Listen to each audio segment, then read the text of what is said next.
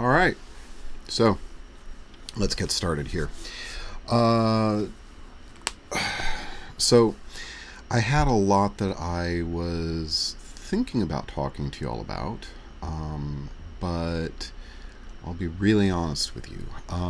This week's been kind of a surprise all the way around. Let's see if I can get in frame here. There we go. All right. It's been kind of a surprise all the way around.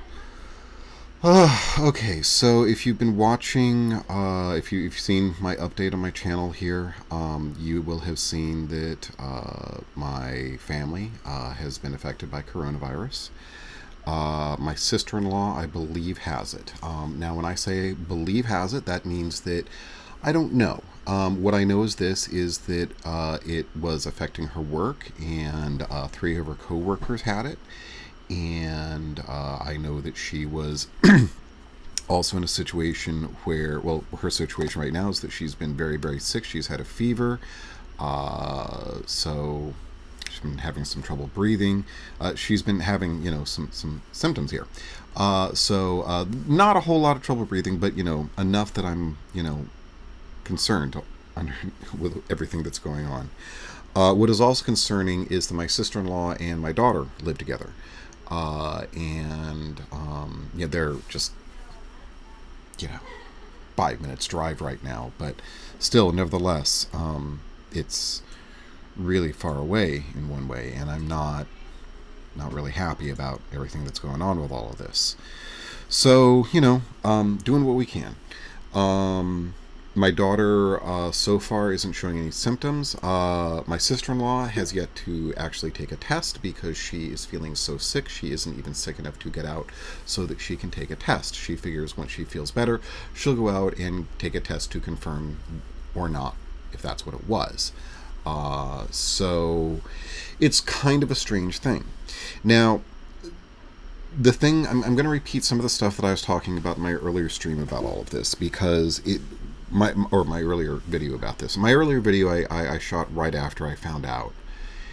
But the thing is about all this is that it is very, very easy to catastrophize. And what that means is that it's very easy to assume the worst when we don't have enough information, or when we are trying to predict the future. We're going to see some of these things here as we're going to go through this coronavirus anxiety workbook. Hey, did you guess we're going to do some of that? Yeah, okay. So I'm going to be talking a little bit more about that here. That's my personal experience. I can talk about how some of it's affecting what's going on. But really, the other thing I think I want to talk about is the fact that, I live in the United States. I live in Florida. And, the commander-in-chief now has coronavirus. So there are a few things about this. I'm not really going to get into the politics of it. There is a little bit of irony, I think, about some of this. But also, I guess, not really a surprise in that if you're going to not practice social distancing, not wear a mask, these things can happen. That being said, I'm thinking about more about how it is affecting us, how it's affecting you and me. Now, there's a few ways this could affect us. One is, really, there's thoughts that people have about, if Donald Trump has a severe case of coronavirus, then perhaps he will take, the public health crisis more seriously. These are all speculations, okay? Let's talk about what we're feeling, what we're thinking right now. Now, I know that one of the things that surprised, I was actually surprised. You've probably heard me say on this that I believe that our commander-in-chief is a bit of a germaphobe. And that I think that he probably, has been keeping very strict regimen around him to try and keep himself safe. That said, I believe that he probably succumbed to the same problem that so many of us have with this, and that is that we just get so tired of, of living this way and having to do all these things, so that, we just kind of get a little bit complacent. And when that happens, we can really set ourselves up for a bad situation. And I think that that may be what happened here is because from what I'm understanding, now keeping in mind that I graze the news lightly, but from my understanding is that Trump was even saw the situation where Hope Hicks, who was probably the one who gave it to him, was in contact with people in the military who, were not practicing social distance with her, gave her a big old hug, things like that. And, it's very likely that that's when it got transferred and that there's been more transfer. So that is surprising to me. But nevertheless, you look at, you think about how you feel yourself. Think about your friends. Think about how it's all going. And it's really easy to understand how there is just a certain level of fatigue that exists where it's like, oh my God, I'm still having to do this. I still have to live my life this way. Now, I mean, there's all sorts of reasons why this is going on. And I, of course, lots of things that we could talk about that might have made it happen sooner, or, might have made it end sooner. But nevertheless, this is the situation that we're in. And I guess what I want to address really is this, is the feeling of, okay, if one of the richest and most powerful germaphobes in the world caught coronavirus, how safe am I? And the short answer is this. You know what? You can probably look at the news and probably look at the media, and I mean, if you're doing so, this is a thing we'll talk about here in a little bit, because keeping that down to, no doom scrolling. Okay, guys, don't be constantly looking at the news, looking at, oh my God, how horrible things are. If you need to, go ahead, do it, but, manage it, smaller pieces, okay? Okay, so, but that said, the thing is that there really is this kind of question of, how can you be safe? And the short answer is that you can look at the news. You can see that probably you have been safer than the president has. Kitties. You have probably been practicing social distancing. You've probably been wearing a mask in public situations. And there are a fair number of other public figures who are continuing to have, public lives. But they are wearing masks, and they have not caught coronavirus. A good example of this is the other candidate, because, well, he apparently did not test positive for coronavirus, and, he's been going out and doing, at least reasonable-sized events and that kind of thing. So, really, again, just remember that as strange as it may seem that someone, so powerful would catch it, that chances are pretty good you may even be, taking care of yourself better than he has been. So, that said, let's actually we're going to get to this coronavirus anxiety workbook here in a minute. Let's actually go over here to the Covid-19 Support subreddit. Now, I actually have not had, I'll be honest with you. I'll be really honest with you. It's been busy with everything that's been going on. I have not had as much of a chance to read over some of these things as I would have liked. So, let's go over a few of these things. There are a few things I don't mind that are kept in place after COVID-19 is over. That sounds actually like a fairly positive way to look at things, so let's take a look here. I know I can't wait for the day when we can stop wearing masks, be able to take a family member out for lunch, bowling. That's very specific, but okay, fine. There are a few things that I would like that are going on that I'd love to stay in place. Making people stay home when they are sick. Yeah, that's a good one. Making certain public transportation areas are cleaned. Sure, okay, less crowded public transportation. I'll be honest with you, that's very specific to some urban areas. I know a lot of areas where public transportation is not crowded at all, particularly around here. Making sure businesses, hotels, etc. keep up to date with cleaning and sanitation, sure. Conventions, concerts, etc. have hand sanitizer stations. Sure, why not? I mean, could be worse. What do you think? Other things to keep in place. Okay. If you If you must leave home with an illness, wear a mask. Yeah, I think that's a good one. Illnesses versus seasonal allergies. Okay, and I actually want to go over this real quick. Sneezing is not a sign of COVID. It is a way to spread COVID with droplets flying everywhere, that kind of thing. So keep that in mind. But it is not a sign of COVID. So, people sneeze for all sorts of reasons. I actually sneeze a fair amount. And I have to apologize to people because I've got the gene that makes it so that when I look in the sun, I sneeze. So, yeah, that's kind of a fun little thing. If you didn't know about that one, look it up. It's kind of fun. It's a little weird. Okay, so... Yep, wearing masks for allergy days. Sure, another good one. Not a bad idea. Doctor salons and dentists keeping up with their appointments and studying you rot for hours in the waiting room. Oh, okay, I can see that being good. I hadn't heard about that going on, but that makes sense. Also, telehealth appointments and filling out their forms online in advance. Yes, another good one. So I definitely appreciate that. Okay.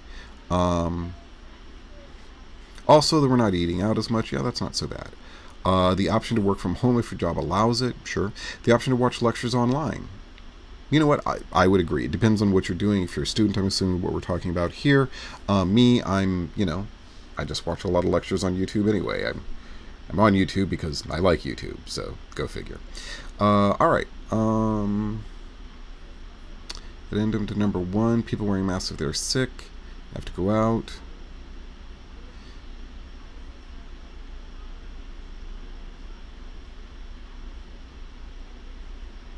So, okay, one of the questions is about keeping indoor spaces cleaner with sterilization and things like that, and also filters. One thing I wouldn't mind going away is the self-serve buffet / salad bar. I'll be honest with you. I have moments where I'm not that big of a fan of the whole, yeah. So, okay. Restaurants, public transportation. Yeah, okay, a few good things there. Okay, so moving down. Now here we've got a new one. I won't get my test result for 24 to 48 hours. My test result is making me feel worse than my illness. How can I minimize my stress until my test result comes? I started exhibiting some possible COVID symptoms 2 days ago. Got tested about 6 hours ago. Been a stressful week. Probably get an email with the results anytime between tomorrow morning and Sunday morning. Okay. Has anyone else gone through this? Coping strategies used. Okay, so let's see.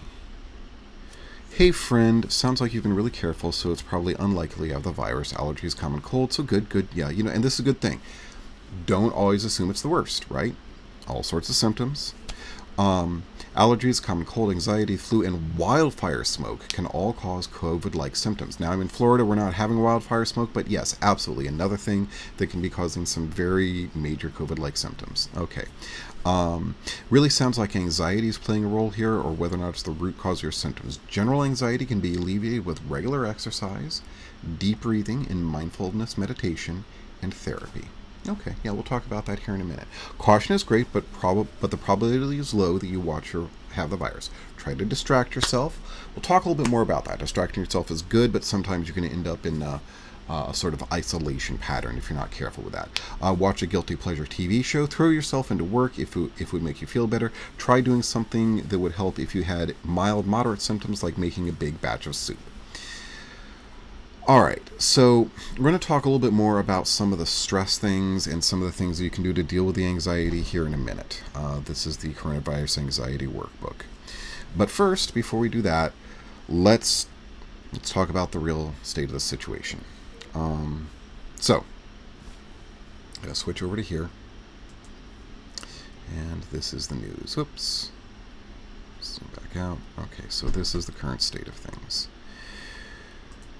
We have 73,000 cases. I'm sorry, 7,347,250 cases. Up by about 50,000 cases yesterday. The new cases are kind of making a funny little shape there, going up but slow. We've passed over 208,000 deaths. 847 people passed away yesterday. And I think now is probably the best time to go ahead and do this. We're going to remember them for just a moment. Well, we're going to remember this whole evening. And so here, there we go. Yeah, I'm going to like this. This is in the memory of the 847 people who were documented yesterday, and probably even more, who died as a result of COVID-19. This is for me to remember them. This is for the families. This is for my friend Keith. This is for you. So all of us have something here. I'm going to leave that lit. Okay. So let's take a look at a little bit more information on it. Scroll down here to new cases over time. As you can see, it looks like we're a little bit lower than we were about this time last week. So that's good. I'm going to say that's good. Again, we had kind of the end of the week spike that we tend to get around here. As people come in, there's testing done. Seems like on Fridays I tend to notice a bit of a spike that goes up there. All right, so we're talking about the various things that can, what you can do when you're in this situation where you're waiting for a test result. It's going to be a little while. Okay, so let's go over some of these things. I know I've gone over this before, but we all know it's good to go over these kinds of things on a pretty regular basis. It's good to remind ourselves that we have power over these things. Think about the things that we have power over. All right. Go ahead. Alter this just ever so slightly. There we go. Oh, wrong thing.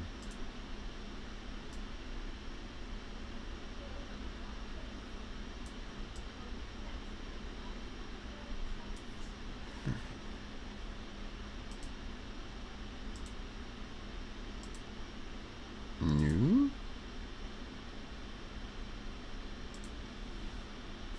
Okay. I'll do that then. All right, so there's a few things that we can do here. I have to say my thanks to the folks who wrote this and released it free of copyright for all of us to make use of. Now, we're going to go through the contents here, kind of talk a little bit about some of these things. We're going to skip here in a minute ahead to things, but we're going to talk just generally about some of the good ideas, okay? First of all, information diet, okay? Remember, don't be doing the doom scrolling thing, okay? Don't be sitting there on the phone going, oh my God, oh my God, oh my God, all day, okay? Because you can, and there is so much that you can find, and there is so much information, and so much is contradictory, and you can put yourself into knots doing this. So please remember, don't do this to yourself, okay? Don't be doing the doom scrolling. Number 2, okay? Do look at information. Look at information from reliable sources, and as much as it is, as much as we want to slow down and look at the train wreck, as much as we want to see what's on fire in this particular dumpster, it's okay. It's just the way it is right now. You don't need to actually spend your time looking at it. You don't need to spend your energy looking at it. So let it go. Some sense is, you know what, even you do this, remember this, the more sensational it is, the less likely it is to be something that's going to be useful to you. I mean, obviously there are certain, things that would seem an exception to this, but let's think about it. The most sensational thing in the last 24 hours is Donald Trump has coronavirus. Now, that particular piece of information really is not useful to you.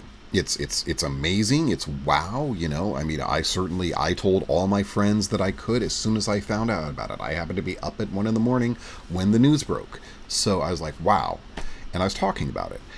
But here's the thing: truth be told, it's not going to make any change right now. Now, finding out about what the fallout of this is going to be, finding out about how it's going to affect us, that's important, sure. But spending all of your time just going, well, wait, what's going to happen? What's going to happen? How's it, that doesn't help you. So, two things. One, stick to reliable sources. Two, keep it down to a limited time of day. Choose a time. Even set alarm on your phone. It's a thing you're going to be looking at it probably through anyway. And just be like, okay, now's the time when I can look at that information. Trust me, if there's something really important that you need to know about, in fact, you don't even need to do any of that, okay? If there's something really important you need to know about, someone will tell you, okay? I mean, unless you are completely outside of a circle of anybody, then, somebody will be like, I texted people, I'm like, did you hear? Okay, the president has the virus. All right, it was news, when a vaccine is finally available, you'll know. When the things that are important to your life, and this is, and I'm just going to say this is actually true of most things with the news. And so if this is a habit that you can get into now, it is not the worst thing. Most things that you need to know about in the world aren't things that you're going to learn through a screen. They're things you're going to learn from somebody else that you talk to, somebody that you know personally. And I realized that a long time ago. I disconnected from what we now call mainstream news long before there was an alternative to mainstream news of any sort, be it the internet or alternative facts kind of stuff, So definitely, and I'll be honest with you, I think it's one of the reasons why I have a far less stressful life. At the same time, I do have a very strong interest in politics, so don't get me wrong there. It's just a question of how you get the information, how you let it come into your life. Okay, so next thing is your spheres of influence. This is basically going over this is the old serenity prayer thing. Okay, I'm going to quote it pretty much every time because it's good advice, grant me the grant me the knowledge to what is it? Okay, basically, know the things you can change, to know the things you cannot change, to accept the things you cannot change, to change the things you can, and the wisdom to know the difference. So, the important thing is really understand there's things you can change, things you can't change. Show that wisdom. Understand that if it's something you can't change, it is not worth your energy. It is not worth the kind of things you're going to be putting into it. It can be so stressful. It can be so painful to just, oh my God, think about what is going to happen. If it's nothing you can do about it, then don't be spending your time on it.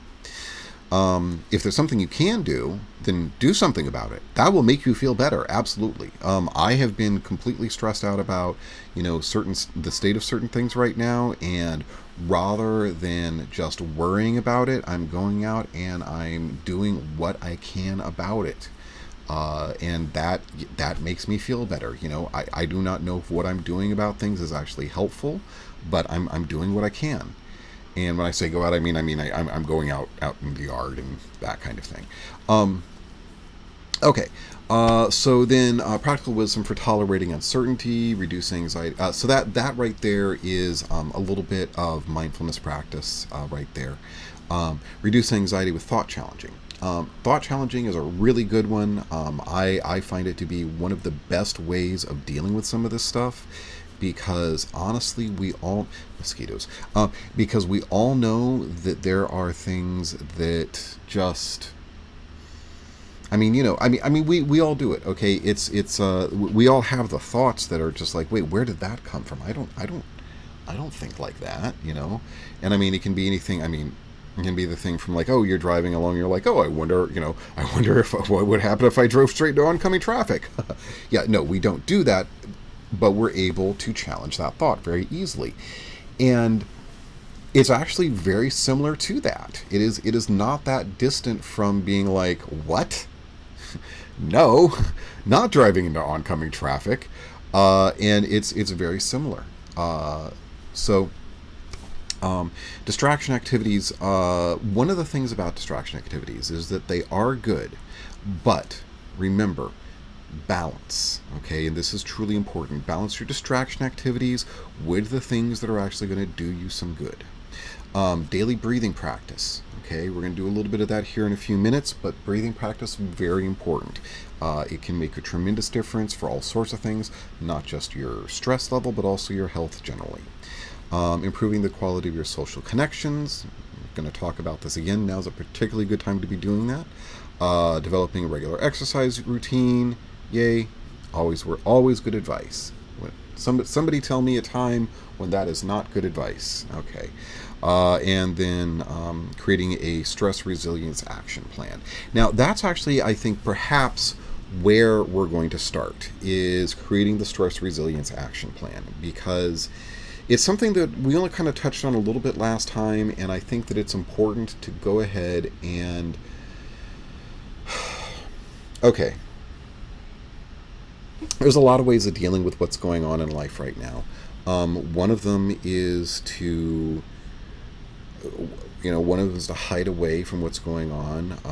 One of them is to, become paralyzed. There's so many ways to become paralyzed in this situation. Become paralyzed with fear, become paralyzed with indecision, become paralyzed with poor information. And I'll be honest with you, I think that that is something that is been far more detrimental than a lot of the things that are going on here.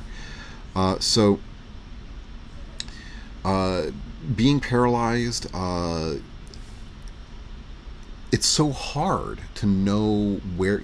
It's so hard in that moment to be like, oh, this is what I'm supposed to do. And that's why we're going to talk about putting together a stress resilience action plan. Is it clickable? No. All right. So scroll down there to page 23.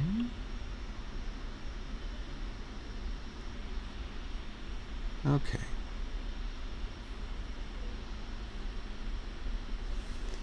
All right. So... Oh, right. I don't think we can actually start with this because this is just review the workbook. Okay, but here we go. All right, so we're going to go over this. The most important thing on all of this is actually going to be your second column. When will I do it?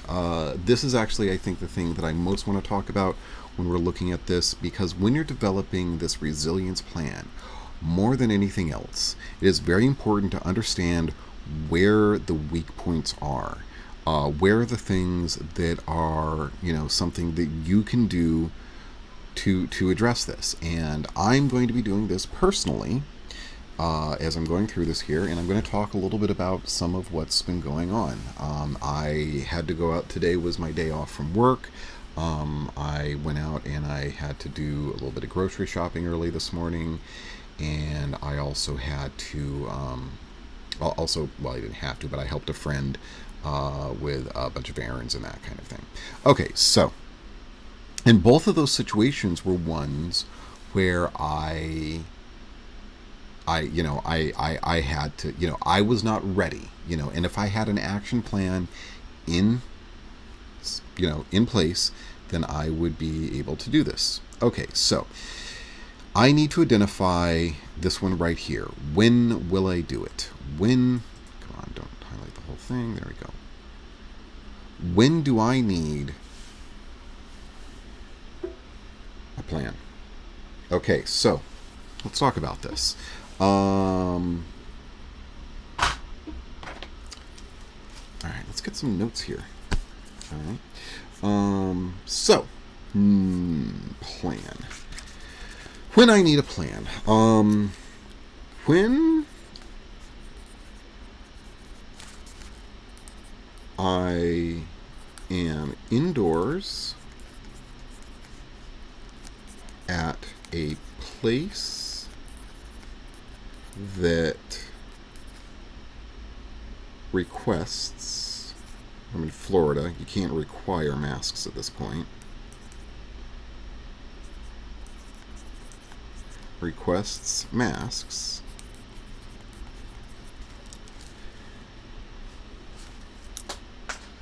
Oh, top of my pencil fell off.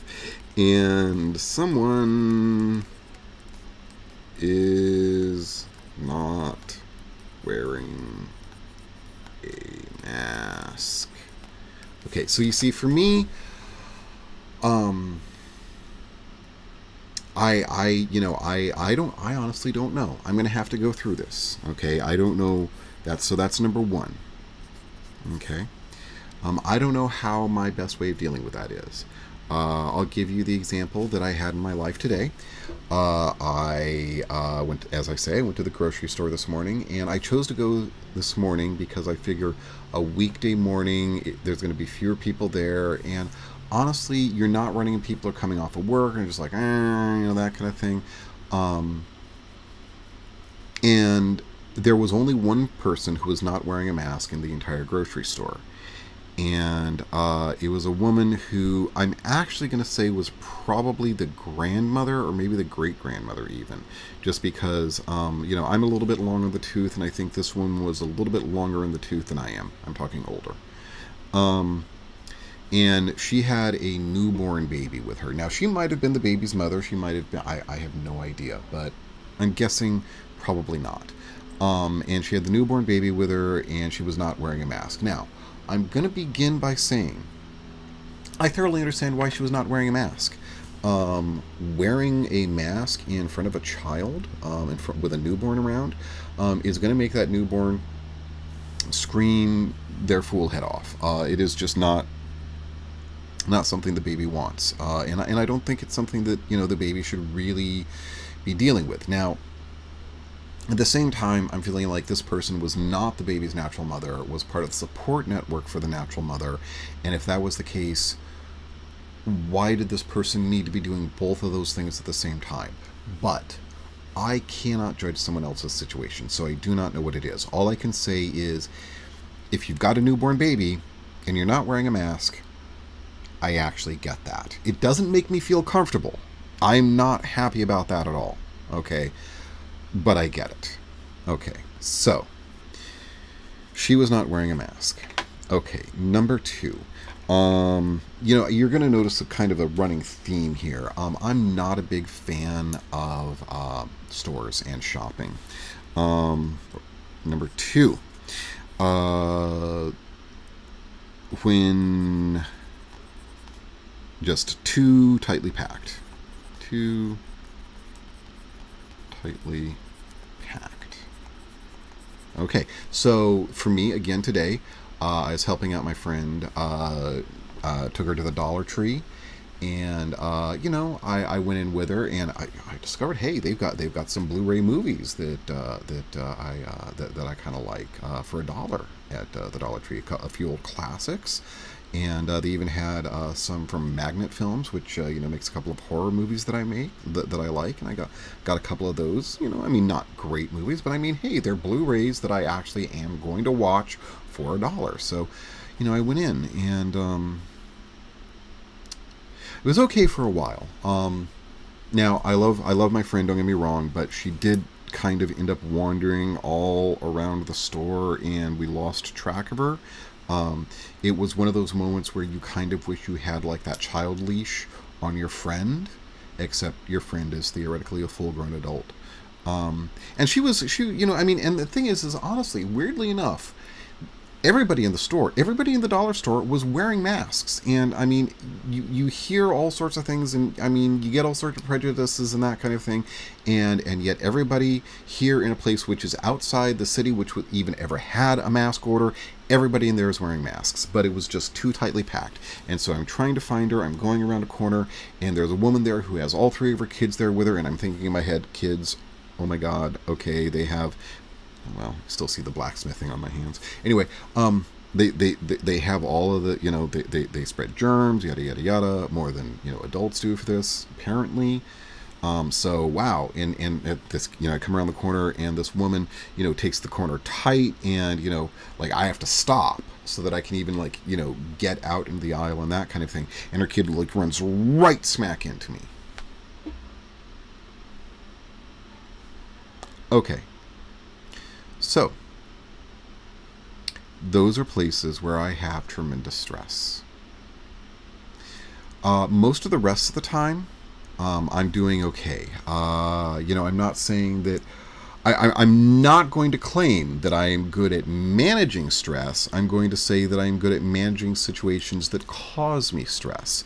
In other words, I'm really good at avoiding the stuff that, tends to send me for a loop. Okay, so let's go through this. First, we're going to do a little bit of mindfulness. All right.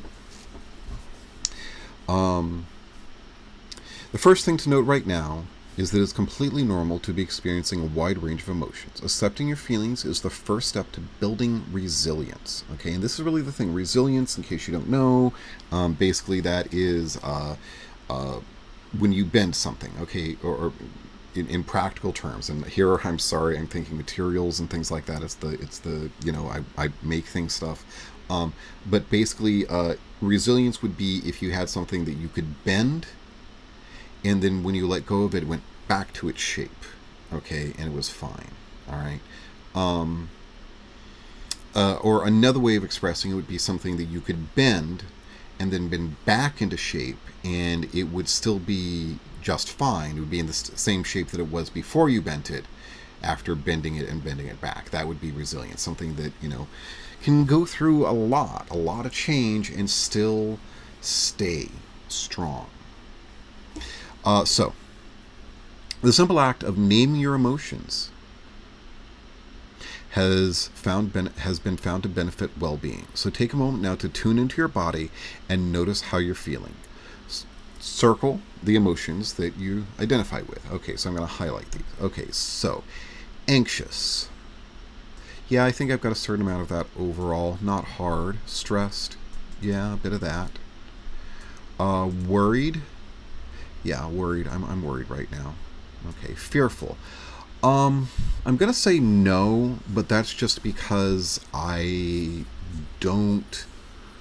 I would say if I'm anxious, stressful, and worried, I've taken all the fear and I've turned it into those things instead. Do I feel low? No. Do I feel lonely? No. Do I feel overwhelmed? Honestly, yeah, a bit. I think we all feel overwhelmed right now. There's so much going on. It's hard to know, what it is. Okay. Helpless. No, I don't feel helpless. Frustrated. Yes. Oh, I am deeply frustrated. I think that probably right there. Frustrated. This one more than anything else. I think my fear, all those other things that I'm not feeling, I think most of those end up coming out as frustration. I think a lot of us are feeling this way. There's a lot of things that are legitimate to be frustrated about right now.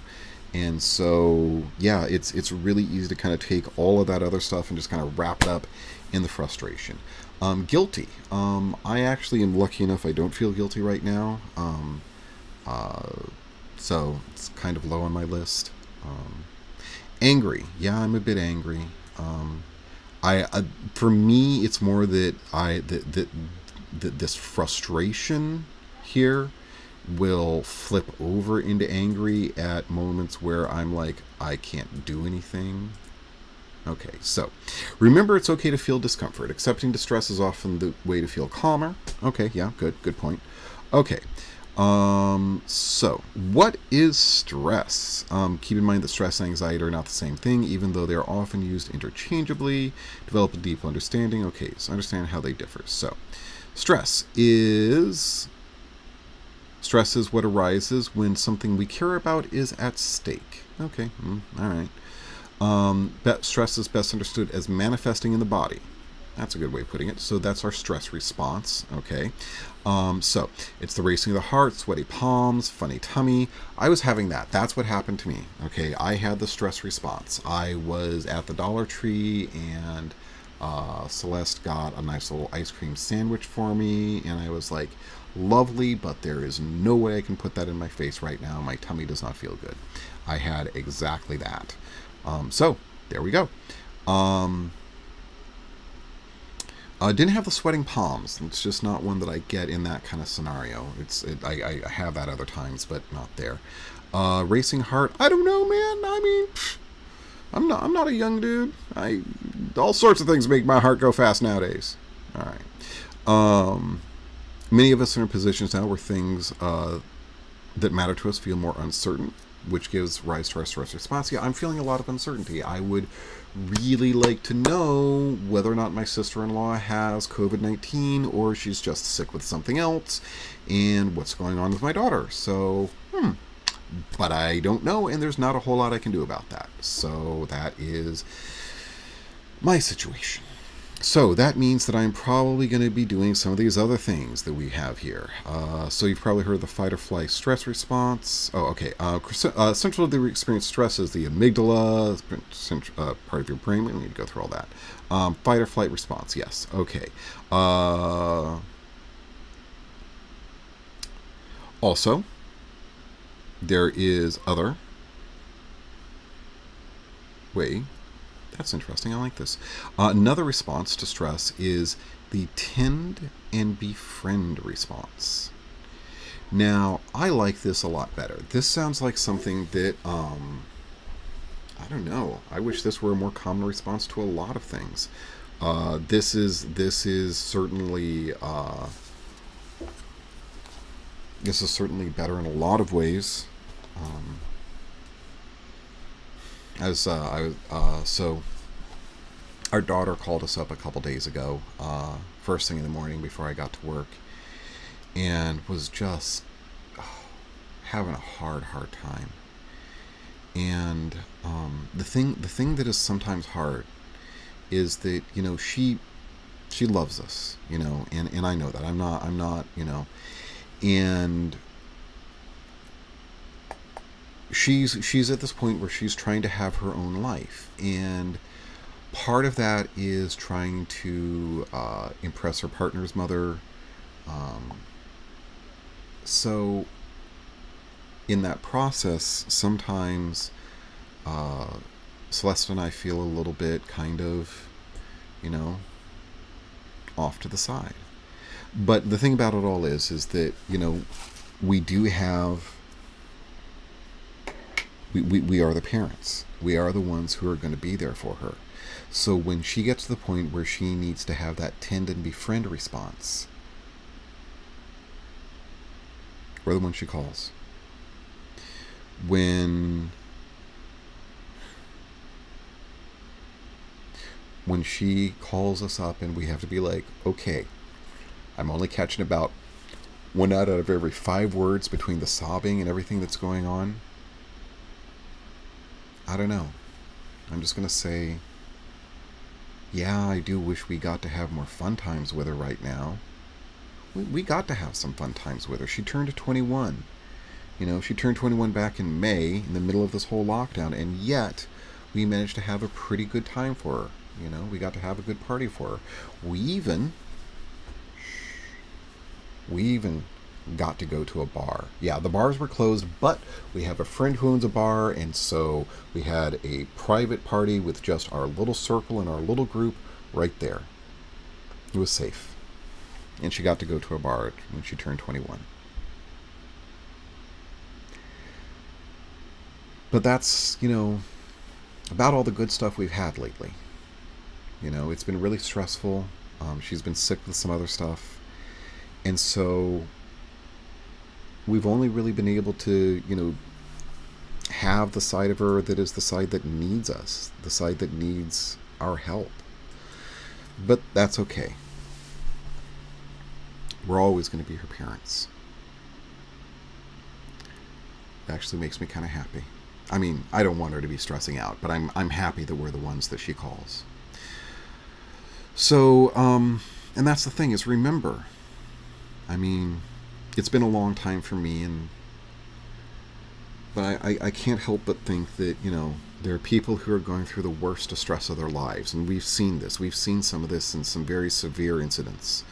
We've seen the video, some of it this year over the summer, where people in the worst, most distressing possible moments of their lives, just call out for their mother.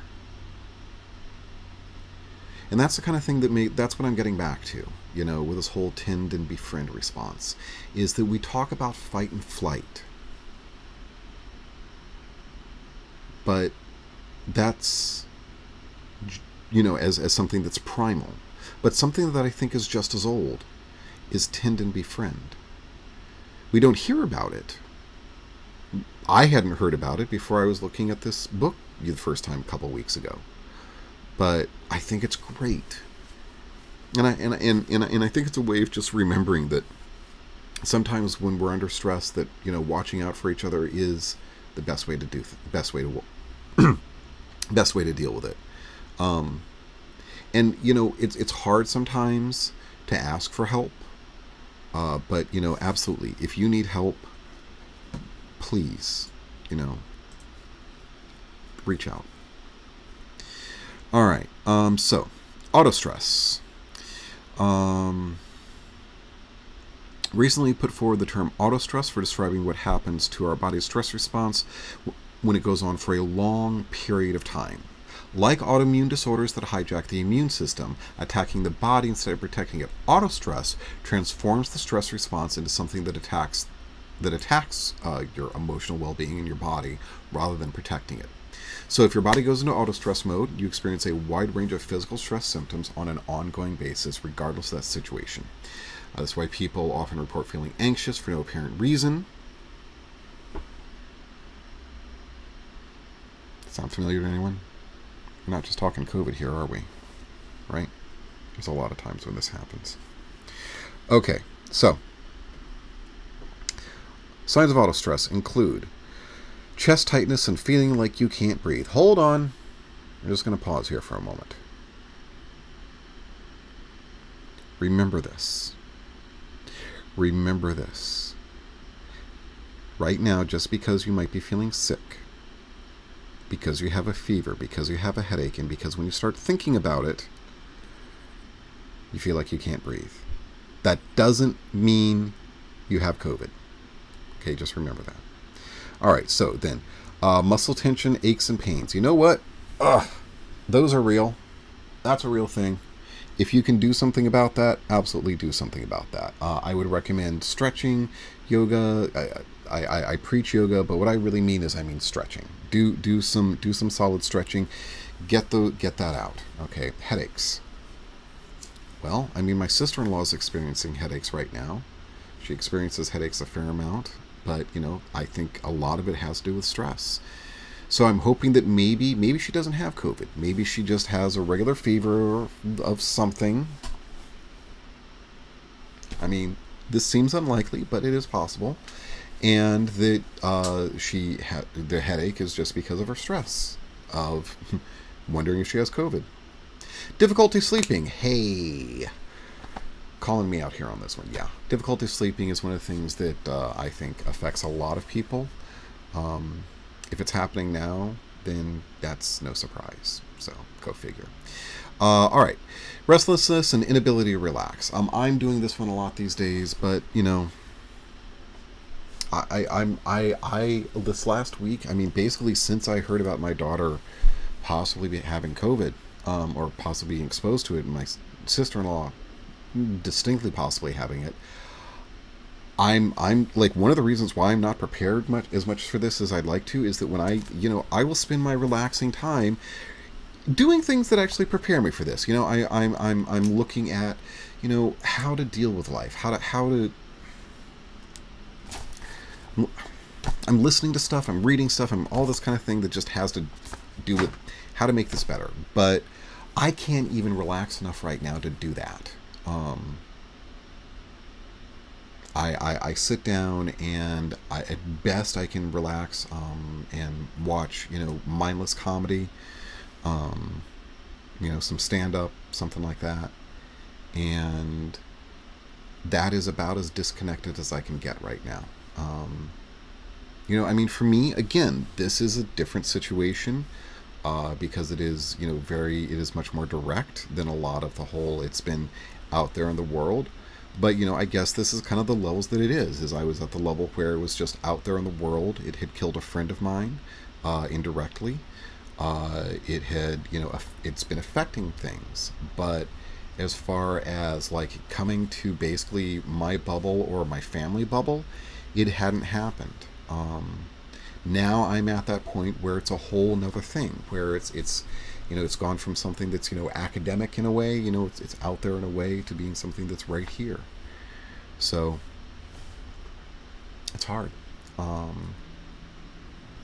And so I guess what I'm saying is that if you're going through this too, if you're in the situation where it suddenly escalates from a situation where you're just stressed out about what might happen and something does happen, remember that these tools that you're working on, building this, that I'm writing up in my horrible handwriting here, the anxiety, the stress worksheet, basically, what am I going to do in those situations?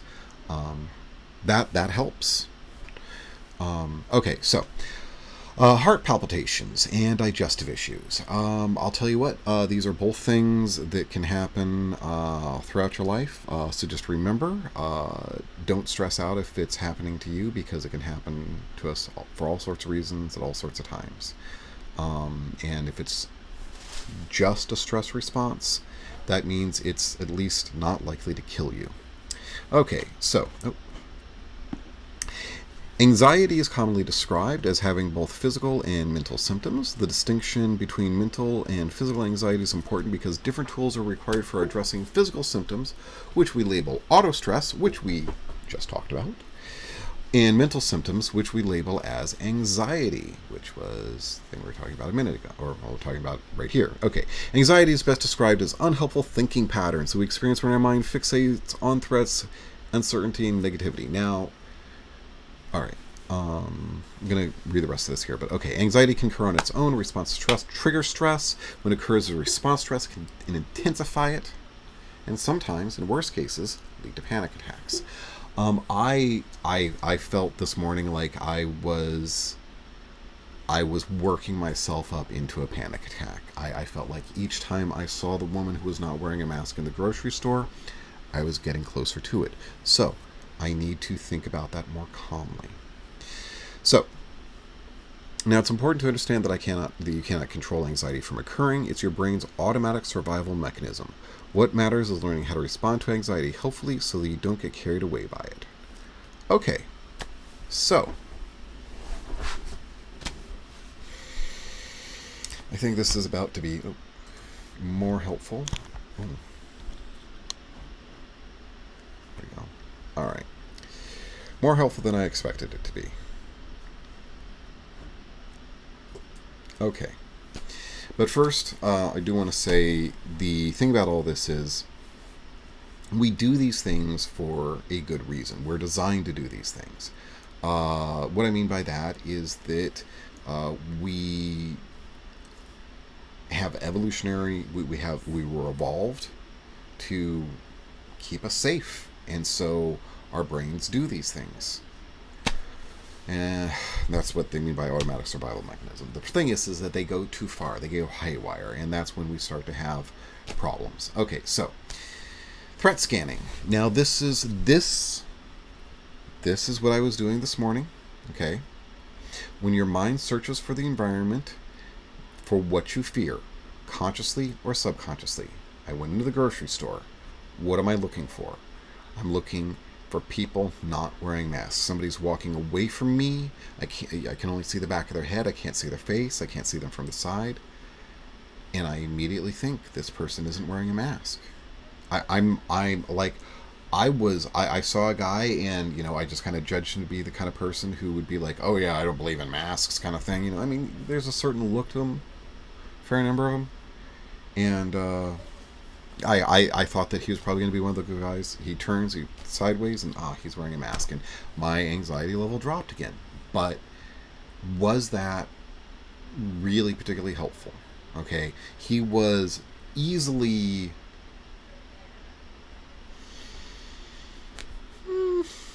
let's say 80 feet away, easily. All right, was that a useful thing for me to be doing? Not really. Not really.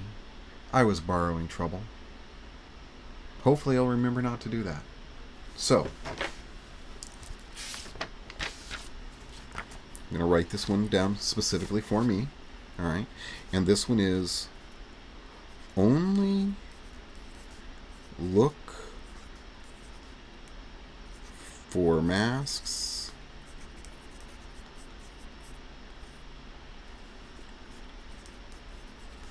within 6 feet is the guideline, but I want enough space to be able to feel like I can move, get out of there comfortably.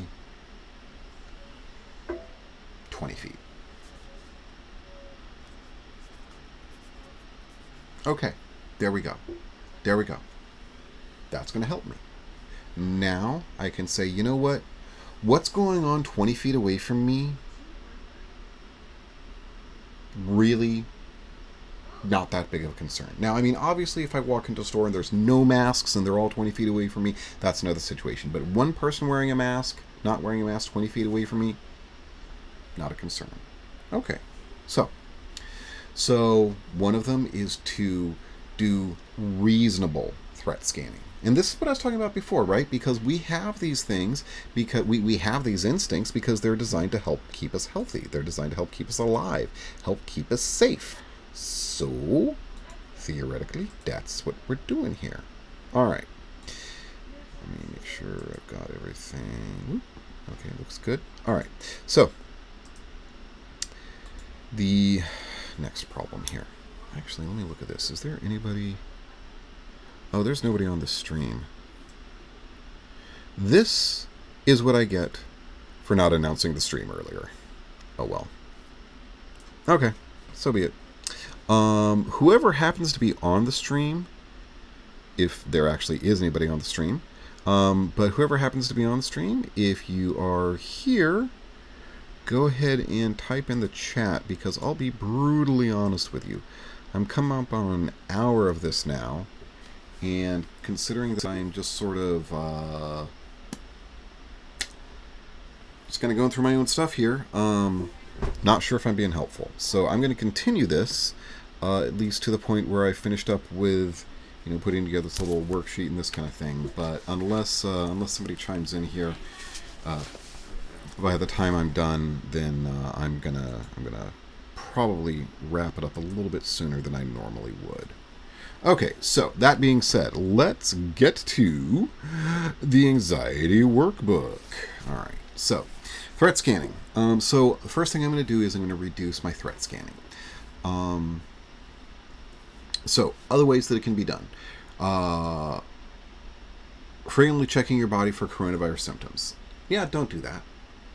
Don't be like, wait, is that the COVID? Right? Okay, no point in doing that. All right. The thing about coronavirus is that either A, you're probably going to be like, especially if you are being smart and you're wearing a mask and you're social distancing, that kind of thing, and you have an asymptomatic case of coronavirus or a low symptom case of coronavirus, then honestly, you're already doing the things you need to be doing anyway. All right. I mean, if you can completely self-isolate, if you know you have a case of coronavirus, that's a good idea. But otherwise, yeah, don't spend the time, all your time worrying about that. If you've just got a mild case, then you know what? More power to you. That means you have the antibodies and you're not going to catch a major case. Okay, so another thing on this is, of course, do not be constantly checking the news for, you know, coronavirus news updates, because that's the kind of thing that's really going to make it so that you are just, yeah, that's the doom scrolling thing, right? Okay, now this next one is one that I need to talk about, because this is where I am at right now, because this is the thing that I do the most, and I need to figure out how to and I think most of us do the most. I need to figure out how to deal with this. When your mind catastrophizing, okay, I've talked about this in other streams, okay. When your mind jumps to the worst case scenario, making a mountain out of a molehill, okay. You feel the tightness in your chest, and your mind tells you that there's corona, and your life is in danger, and you're going to die. And okay, your mind gives you the mental image of the people you love passing away, or losing them, however you want to put it. Okay, for me, child runs right into me. Well, I mean, obviously, child's not going to run into me that big because, you know, full-size person, kid's that, you know, tiny. But kid runs right into me. Okay. Immediately, my worst case scenario is that kid has coronavirus. That kid is a super spreader. That kid just gave me coronavirus, and I need to immediately. Well, I mean, I'll be honest with you. I went out and I've got Lysol. I've got a Lysol mixed spray that I use, and I disinfected. I do not know if that was the right thing to do. I think, honestly, probably that's the smart thing to do. But what I can say is this, is that I probably didn't need to feel the level of panic, the level of just, yeah, I didn't need to put myself through that. So, catastrophizing. Okay, so I'm going to write this down as,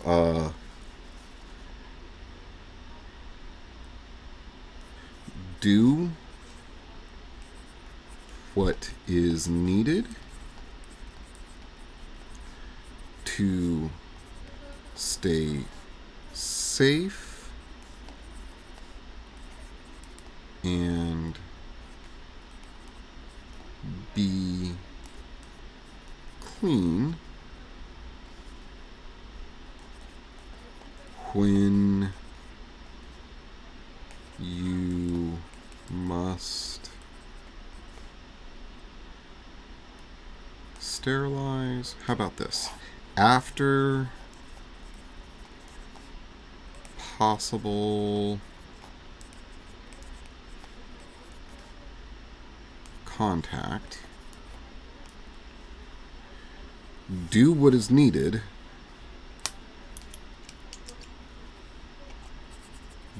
but don't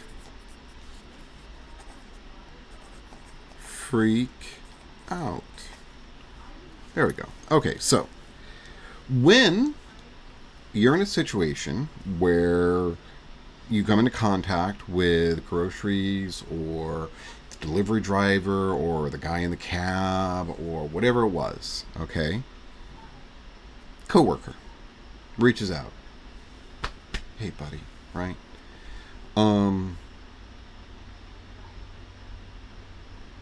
Do what you need to do. Sterilize. Do the things that you think are appropriate for you, for your rules. Now remember, we're talking about two separate things here. Whatever you think is appropriate to be done. Okay, for me, when I come into contact with certain people, I am paranoid, germaphobe enough about this that I like to spray down. I like to, use a disinfectant spray. That said, I don't need to panic while I'm going to go get my disinfectant spray. I know what not to do. Don't touch my face, okay? Don't, go do what you need to do, all right? I was wearing a mask. I was wearing glasses. Yeah.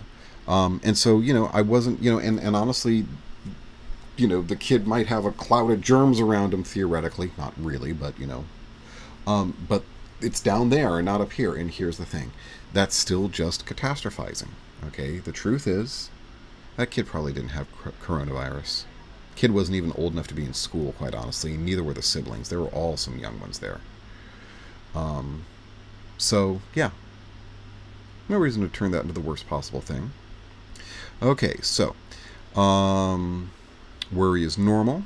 It only becomes unhelpful when you obsess on hypothetical worries. This is a lot like catastrophizing.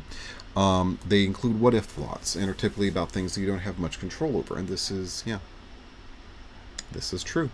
So more specific hypothetical worries are, What if someone gets too close to me at the supermarket and I catch it?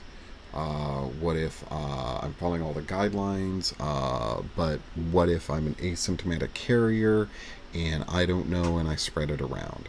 These are things that if you're doing all of the things that are intelligent, all of the things that you need to do, then you do not need to spend your time engaged in any of this worry. Only worry to the point where it is helpful. And there is helpful worry. It's important to note that worry is completely normal. It becomes helpful. Worry is helpful because if you're not worried about going out and catching coronavirus and you go out and you start licking flagpoles or doorknobs, whatever, take your pick, okay? And you're gonna catch the coronavirus, okay? I'm sorry, it's gonna happen. So, worry is fine. Excessive worry, not so much. Okay, emotional reasoning. Your mind tells you that your emotions reflect reality. While emotions act as helpful messengers, they often aren't reliable. I feel scared, so I must be in danger. I feel guilty, so I must have done something wrong. Okay, so this is the thing. It's easy for me to be like, I am scared, they must be a bad person. And this is one of the things, it's like, and I was talking about this before, it's hard for me, even now, and I say, do not think about them as vectors, think about them as people. That's why I say, as much as like I was avoiding the woman at the grocery store who was not wearing a mask, she had a newborn child with her, and wearing a mask around a newborn child just, yeah, I get that, okay? I see that. As a person, I see them as people. That's why, okay. So, that's one of the ways that you can help stop the emotional reasoning, is see it empathically, okay? Fortune telling. When your mind interprets predictions as facts. Yes. Yes. And particularly your own predictions. Okay. Like some predictions are reasonable to take as facts. It's where it's going to take months for us to get a vaccine. But then there's other things that are not very helpful to take as facts. The examples here are the economy is going to be completely destroyed and my entire line of work is going to be something that basically doesn't exist when the economy comes back. Now, for some people, this may be true. Okay, I can't really think of anything off the top of my head, but because most of the things just we're talking about cleaning stuff up. But still, yeah, it's very easy to become a fortune teller and be certain that you're going to be the worst. Now, but let's look at this really. Okay, we basically have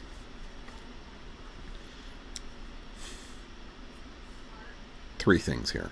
Okay, we've got threat scanning. Okay, threat scanning. That's literally the conscious and subconscious act of looking for trouble. Okay, don't go looking for trouble. Don't. Okay. Number 2, catastrophizing. I'm going to take catastrophizing, hypothetical worry, and put all of them into the same lump category here because they all are covering the same thing. They are the what if thoughts. They are the ones where you go, oh, this little thing happened and it's going to become the worst thing, or whatever. It's all the negative what ifs. Okay, so just put all those negative what ifs away. So number 1, don't go borrowing trouble. Number 2, don't be don't be negative what if thinking. Okay, if you're going to be what if thinking, think about what if things go right. Think about what if things go right. That's a whole line of thought that could theoretically distract you for a while. Try it. And then the last one is this emotional reasoning, and that's as I say, where you're just kind of you're accepting your feelings as facts. They're not. They can tell you some things about how you're seeing things, and it can actually help you kind of understand whether or not you're seeing things correctly. But if you understand your emotional reasoning. But yeah, those are the three things. Okay, don't go borrowing trouble. Don't be looking all the what ifs, and don't be thinking through fear. Don't be fearing instead of thinking. Okay. My personal unhelpful thinking patterns, primarily threat scanning, probably emotional reasoning. I'm going to say that. I don't know, but if it's happening, I'm going to say that it's happening subconsciously. Okay, so. Oh, we haven't even gotten into part 1 yet. Okay, tools to manage your anxiety. Okay. Oh, the media is fully aware that our informations are built to fixate on threat, uncertainty, and negativity, and they capitalize on it. This is what I mean about the doom scrolling, guys. Okay, whatever media it is, whether it's stuff that you like, it's your favorite website that's like we owned those guys and we told them what for politically, or one that is just full of scientists instead, or whatever it may be. Remember that 90% of them are there to keep your attention, and to keep your attention, threat, uncertainty, negativity. I mean, just even think about the ads for local news. This and this and this is happening. More at 11. Right? Okay. We'll tell you at 11 if you tune in and watch our advertising. That's the whole point. Okay?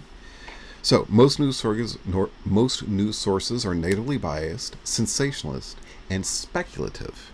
Okay? Just making big old wild guesses. They're going to do all sorts of fortune telling in order to win your attention. Anxiety is easily fueled by consuming this kind of information. To reduce anxiety, it's important to be aware of and take control over your information diet. Okay, so what information sources are you feeding your mind, and how often? Well,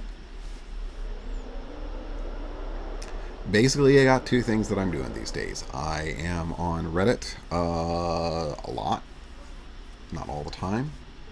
A lot of the time I'm on, now if you do not know how many of you are using Reddit, but if you are, be aware that you can create your own subreddits, or your not subreddits, but your multi-reddits, which is a collection of different subreddits. I have one that is just called Beauty, and it is nothing but pictures of pretty things. Nothing stressful about that ideally at all. Like, I don't even include the regular pics one in there, because pics goes all sorts of places. It has to specifically be art, it's like stuff like that. And that kind of thing, fine. But, I've also got these ones where I'm like, okay, this is the news, what's happening. The other place that I'm using for my information diet is YouTube. It turns out that on the YouTube homepage, I can scroll down, and there's just a whole row there that's like, these are the headlines, this is what's going on. And honestly, a lot of the time I just read the titles, and I'm like, oh, okay, I'm good. That's all I needed to know. Occasionally I'm getting news from reactions, and I also get a little bit of it from a little bit of political news from The Hill. And that's about it.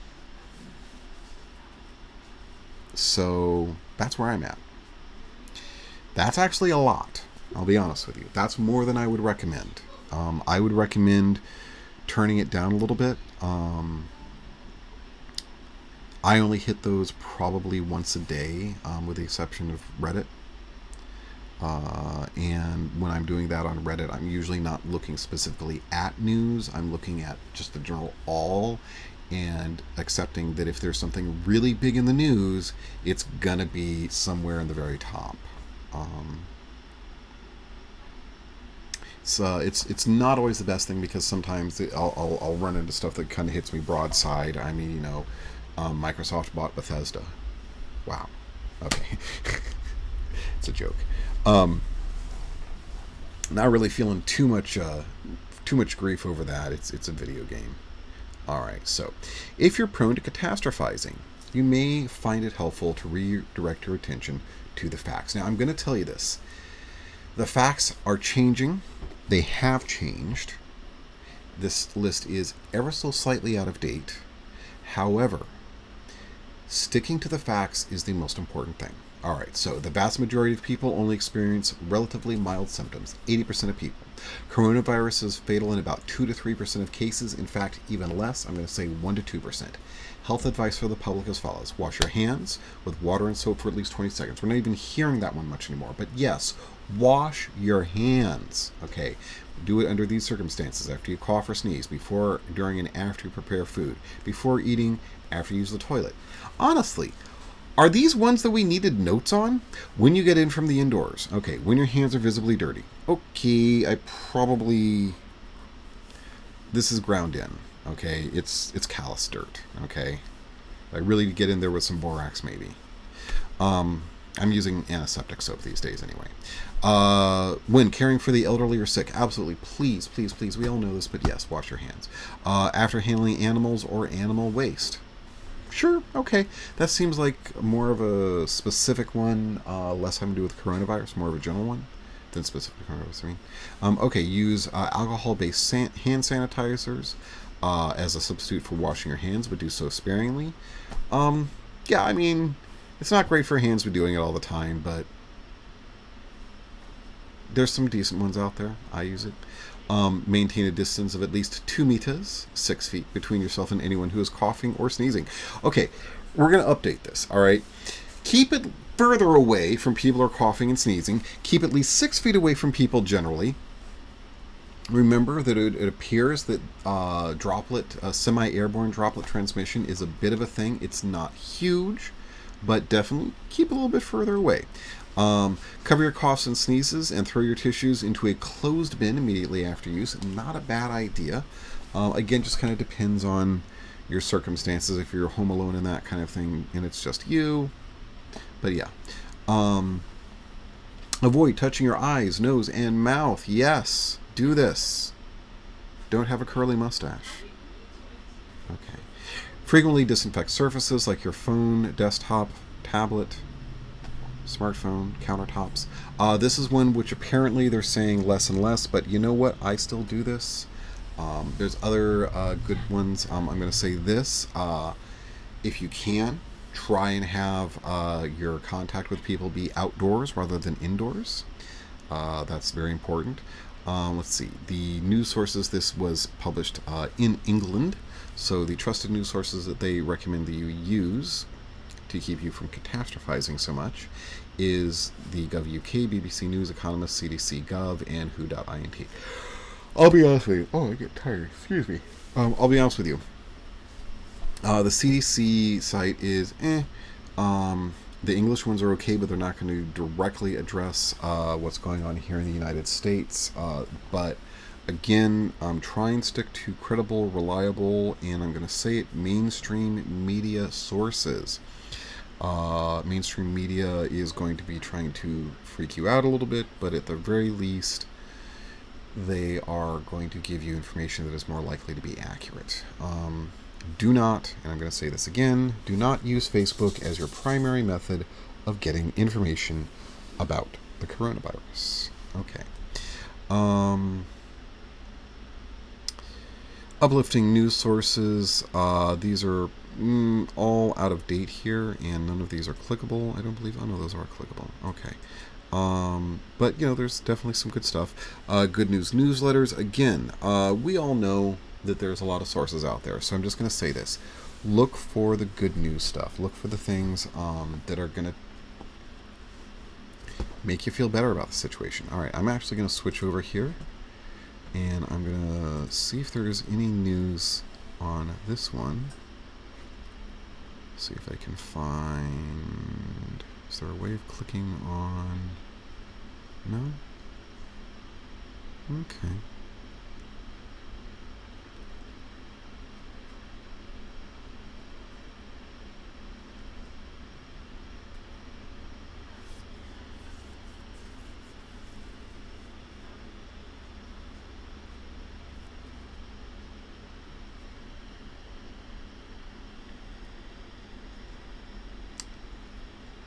Alright. Yeah, I'm not really seeing a whole lot of news right now. Now, there is some good news stuff that you can find here and there. I am not going to go clicking around right now because, let's be really honest, there's a lot of bad news that you can run into. So let's just switch back over to this. But remember that there are a lot of places that you can find good news. Look for those. And even if it's not strictly coronavirus related, there is some stuff out there. Speaking of good news, let's talk about good news that I know of from this week. There has been improvement on vaccines. I talked a little bit about that last week. The trials continue to improve.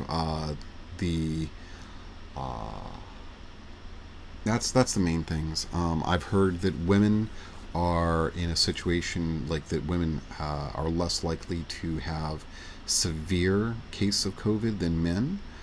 So that if you're a woman, then that might be good news for you. If you're a man, maybe not.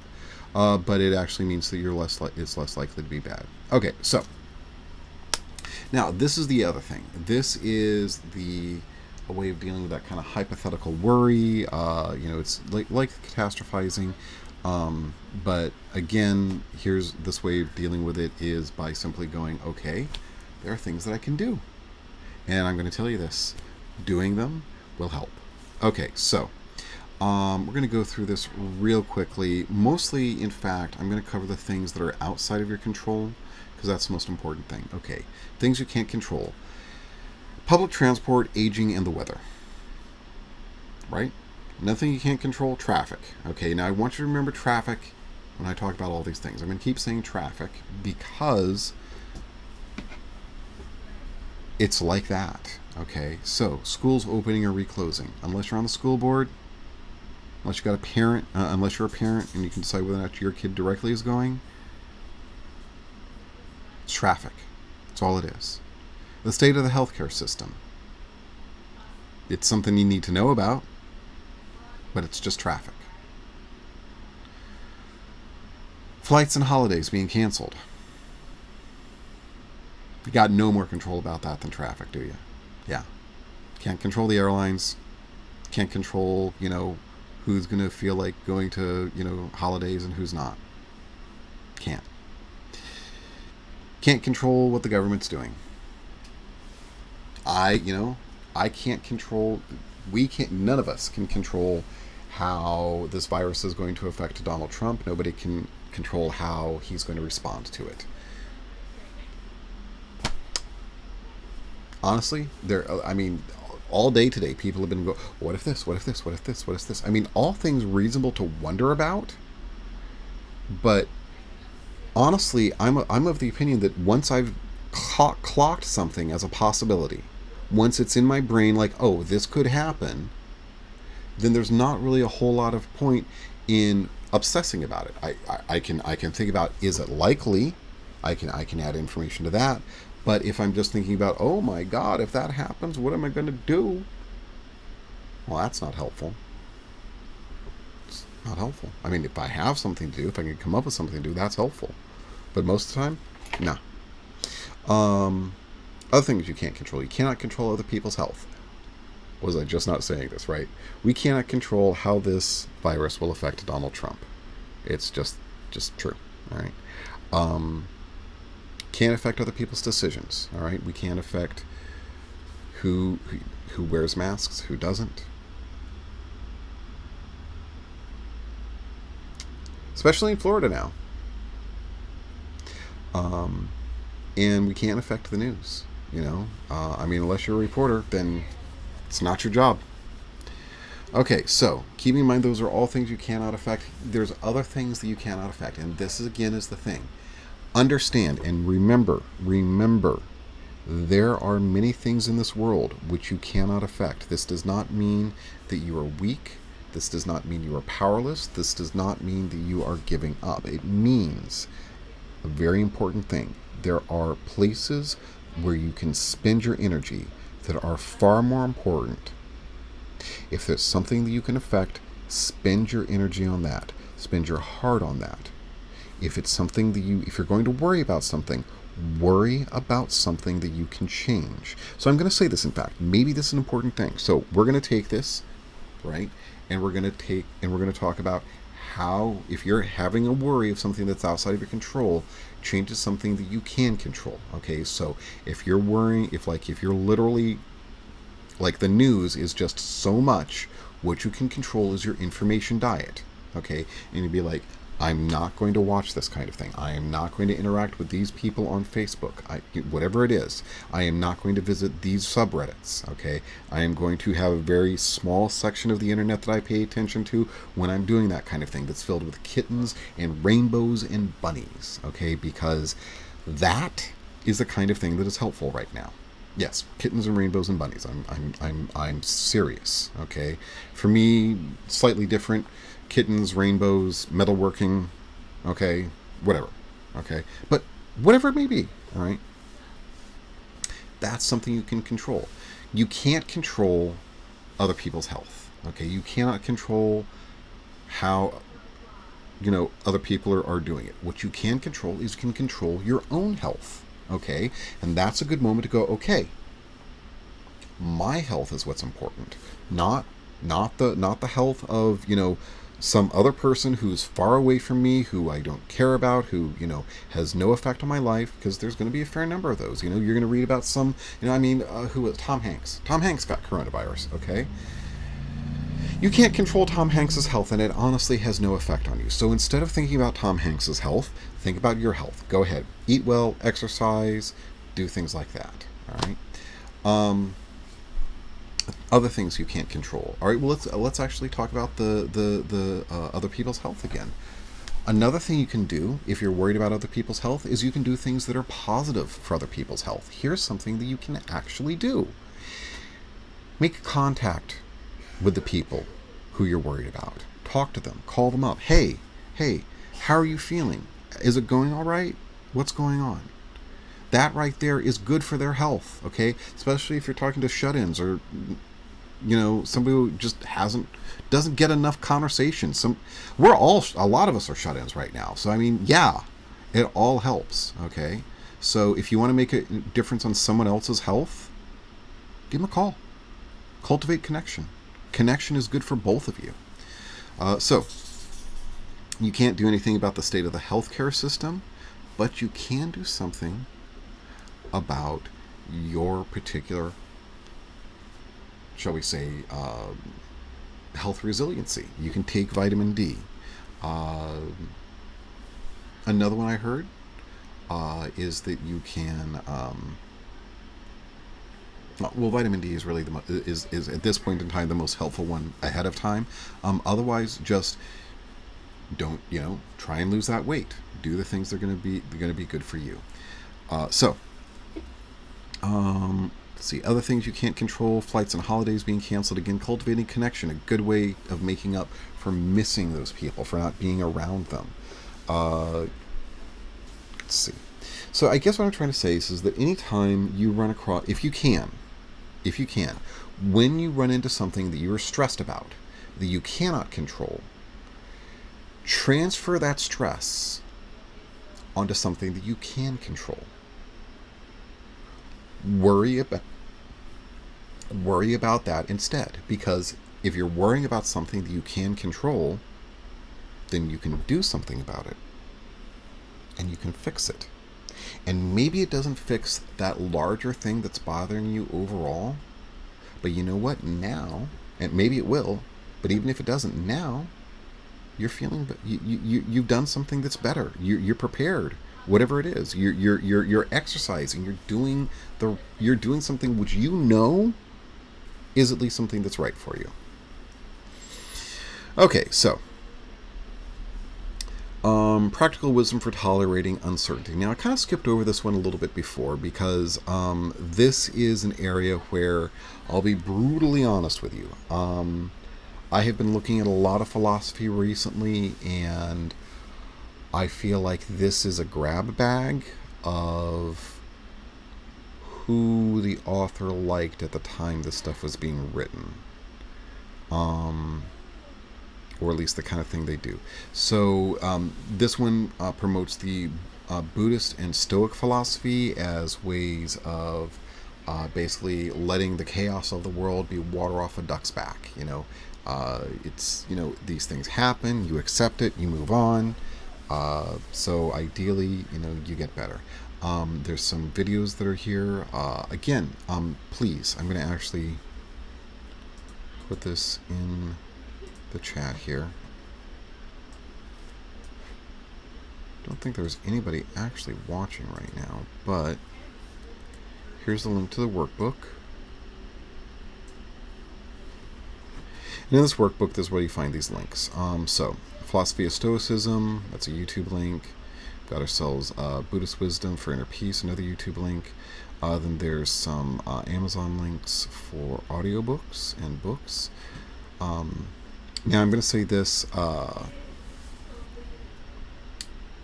Seneca is an interesting place to go with this. I'd almost say this is how to put it. This is a helpful rabbit hole. It doesn't hurt to look at positive philosophies, and Stoicism, Buddhism do have tools. They are honestly more designed to address this kind of thing, and I think that's probably why these are being cited, but there are many other ways of addressing it as well. There's a lot of people who believe they have found through philosophy, found the cure to the ills of the world. Okay, but let's go through a few quotes here, because some of these are good. Okay, and we're going to begin by, why not research and create a scrapbook of your favorite practical wisdom quotes? When you notice your mind spiraling, start reviewing your scrapbook to reduce your anxiety. Now, I think this it says top tip, and in fact, top tip, yeah, that should be actually right here at the very beginning of it, because rather than saying this is good stuff, say find the stuff that's good for you. Now, on that note, I would actually recommend some podcasts. Philosophize This is a pretty good podcast that covers literally pretty much all of philosophical history. There's another one, let's see if I can pull it up real quick, that I've been listening to a bit recently. Philosophy for Our Times even has one on dealing with COVID-19. And I mean, I'll be honest with you, the Philosophy of Our Times one is a little more hit and miss than the Philosophize This. Philosophize This is more of just kind of solid, this is that philosophy. Whereas the Philosophy for Our Times is a bit more discussion, which is good. But if you're trying to, go through a whole bunch of stuff and kind of put it together, then while you're doing other things, I mean, that's the great thing, is you can listen to a podcast while you're working on that quarantine project. But anyway, so here is some that they chose. The greatest obstacle to living is expectancy, which hangs on tomorrow and loses today. The whole future lies in uncertainty. Live immediately. Okay, you know what? I'm not going to read any more of these, because that one actually kind of freaks me out. Okay, I mean, I agree.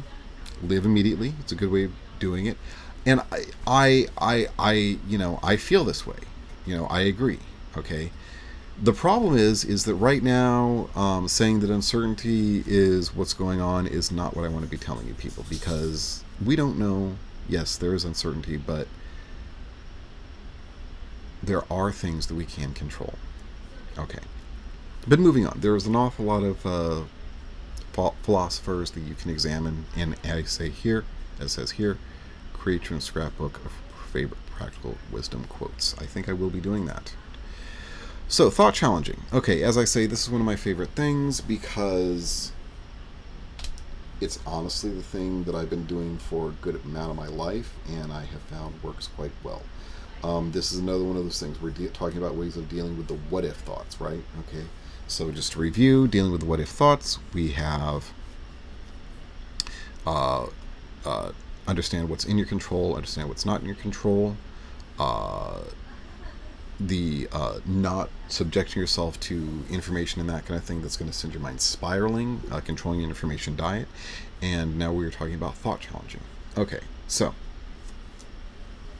this time we're going to talk about the ABCDE technique, because usually I talk about the think technique, and they're both good. Okay, so the ABCD technique. Okay, attention. When you feel distressed, stop what you're doing and pay attention to your inner dialogue. What is your mind telling you? And this is that thing. This is kind of mindfulness. This is that thing where you're like, okay, what actually is going on right now? Is this something which I need to worry about? Is this something which I need to, something which I need to be spending my time on? All right, number 2, believe. Do not automatically believe your thoughts. Okay, this goes back to the thing that we were talking about earlier. Okay, remember that a lot of these thoughts that you're having, a lot of this can be emotional thinking. All right, and a lot of this thought challenging stuff is good for the emotional thinking as well. Being like, okay, wait, where's this coming from? Is this fear? Is this a thought that is beginning because I am having fear? So, next. Challenge. Diffuse anxiety by broadening your focus. What's the bigger picture here? You know what? I'm being careful overall. Okay. One kid running into me, and I go out and I clean myself afterwards. It's no big deal. Overall, I am being a very safe person. Okay. What else? Okay. Bigger pictures, other bigger picture stuff. Okay. Well, we often think, oh yeah, because my daughter might have coronavirus. It's easy to think, oh, just about, how wrong things could go. But instead, well, let me focus on this. I'm glad I get to be there for her. I'm glad I get to be dad. The bigger picture is that we're family, and that we watch out for each other. And this is an opportunity for us to demonstrate that, and for us to really, I don't know. It's hard. She's 21. She moved out of the house a couple years ago. It's hard. I still want to be dad the same way I was just a few years ago now. Anyway, but yeah, broaden the focus. Don't think about just the small little things that could go wrong. What's the bigger picture? Now, another thing, is the thought fact or opinion? This is pretty valid. There's a lot of ways where fact and opinion kind of get confused, particularly with coronavirus right now. So I don't know. I hear a lot of things, and honestly, I don't even believe a lot of things that I hear. So we'll see. Next one, discount. Acknowledge that anxiety has been dominating your thinking and let the unhelpful thoughts go. Okay, so this is the actual thing where you're like, okay, wait, okay, hold on. All right, so first of all, you go through it. You're like, what am I feeling? Okay, what's going on here? And then you go, wait, okay, I'm thinking this, but is that really a thing that's going on? Okay, and then you go, okay, well, wait, that's a challenge, and you go, okay, is that really what's going on? Is that fact or opinion? If I were thinking calmer than I am now, what would I be thinking? And what is the big picture? Okay, so when you get to that point, you go, okay, now I'm ready to just kind of, okay, you know what? I acknowledge this thinking is not coming from a place of real thought. This is coming from a place of anxiety. This is emotional thinking. This is making me worry. So, just gonna let it go. Discount it. It's gone. But it, all right. So maybe it's not completely gone. So what else we need to think out is we need to explore options and focus on something else right now. And that's actually a pretty good way of dealing with it. So, a little bit of mindfulness that's actually going on. Then check yourself. Is that really true? Probably not. All right, or is that really true? Then go ahead and challenge. And that stuff I was reading earlier about, like, I'll roll back to it here. Right. The vast majority of people only experience mild coronavirus symptoms. Coronavirus is fatal in a very, very small percentage of cases, 1 to 2%. Okay, that kind of thing. All right. fact versus opinion. Discount it, let it go, and then think about something else. Oh, hey, I've got a really nice subreddit that's full of, or multi-reddit that's full of really pretty pictures. So, let's see. Reducing anxiety through distraction activities. We're just going to go through a bunch of these. The one thing I'm going to say about distraction activities: manage them. Don't let them manage you. Because too many distraction activities and you suddenly find yourself where you're basically, how to put it, we need to feel like we have a sense of purpose, and just distracting yourself all the time can kind of sap that. Okay, so let's talk about things that are going to help your sense of purpose, because there's a lot of distraction activities besides Netflix. All right, we're gonna skip the ones that are kind of a little bit too Netflix-like for me. Okay, so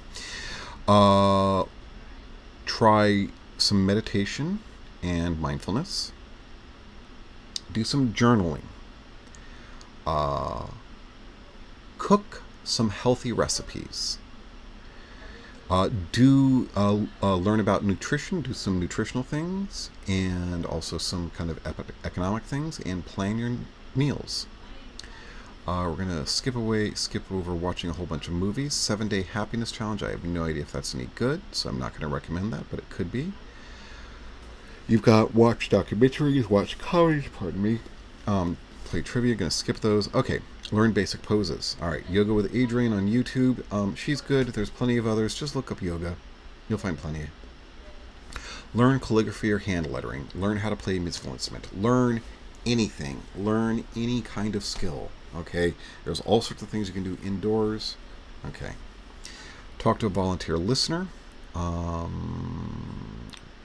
Need to go into that here actually a little bit more. I'm going to open that up in a new tab. Okay, read a biography about someone who inspires you. Now that can be a little bit disconnecting, but also if it's somebody who actually inspires you, good. Do mindful coloring. That's a little bit more of a checking out one than I'd like. Rediscover old music you liked when you were a teenager. Again, maybe more checking out than I'd like. Probably more useful to do stuff that is happening now. Make a list of things to save up for. Having a relaxing DIY foot soak. That's actually good self-care. Okay. Free online nutrition course. I'd actually say do that one before your meal planning. Start a blog. Hey, you know what? I think that's good advice. Do that. Download Mobile BFF and start chat to new people in your area. Reorganize or redecorate your living space. Another good one. Jigsaw puzzle. A little bit disconnecting, but honestly, if it's not the kind of thing you do that often, it might actually be good for your brain. Make a list of goals for the year. Not bad. Find a new podcast to listen to. Yeah, can be good. Just, again, warning, that's more entertainment rather than expanding your mind. And I'm not really recommending entertainment. Entertainment can make you feel disconnected. In case you don't know, there's a difference between fun and entertainment. Entertainment is what you just sort of watch and you go, oh, that's cool. Fun is things that you do and enjoy doing. So try and stick to fun. Okay, so declutter. Clean your room, right? Okay, whatever. Update your CV or update your resume if you don't have a CV. Make a list of books you want to read this year and start reading them. But again, that can be disconnecting, so be careful. Search Pinterest for DIY or craft ideas. Again, another good one. Reddit, uplifting content such as awe and human beings being bros. I'm gonna put this more in the category of rather than being something. I'm gonna say, okay, this is what you can do. Rather than spending your time browsing Reddit, which you'll be doing probably whatever your news sources are. Spend some time curating your news sources. Spend some time creating a multi-Reddit that only has things that you enjoy. Other things to learn, do a free online drawing class. Search Facebook for local groups with volunteering opportunities. Again, however much you can do that while staying safe, good idea. Catch up with someone over video chat, another good one. Explore new music as long as you're not checking out. A workout video, also good. Brainstorm ways to save money. Build furniture. Okay, I'm just gonna stop here. But there's all sorts of stuff here. So you've got a whole bunch of ideas. Motivation follows action. Oh, okay, you know what? Let's create the plan. 5 different methods. So, planning practice. Schedule regular breaks. That's good. I would actually also suggest setting an alarm on your phone. Alarm! Relax now. But I mean, you can set alarms that have really peaceful music and stuff like that. Really easy. Okay. Write a weekly goals list. Identify the most important tasks. Okay. I actually want to go over this. I talked a little bit about this in a previous live stream. Identify your most important tasks. And actually, one of the things that I would say is don't just identify them. Find the most important, difficult task that you have to do for the day. And do that first. Eat the frog is what it's called. Just do it, get it done. It'll help you feel better, and you'll get it done. Okay, yes. Oh, yes, we've got the productivity techniques later on. Eat the frog. Okay. Review crossed off items at the end of the day. Take stock of your achievements. That actually is a good point. Kind of at the end of the day, say, hey, I did all right. I took care of things. Tidy your workspace at the end of the day. That is something which I should be doing more in my home workspace. My other workspace, I'm doing all right. Decide on a regular sleep schedule. Yep, that'd be a good thing. Create an end-of-day work ritual. Another good one. Celebrate family traditions, or create weekly family traditions. Depends on who you're quarantining with. Pardon me. But if you're quarantining with people who you can play board games with, then absolutely, I highly recommend board games. I personally have been playing Pandemic, and I enjoy it quite a bit.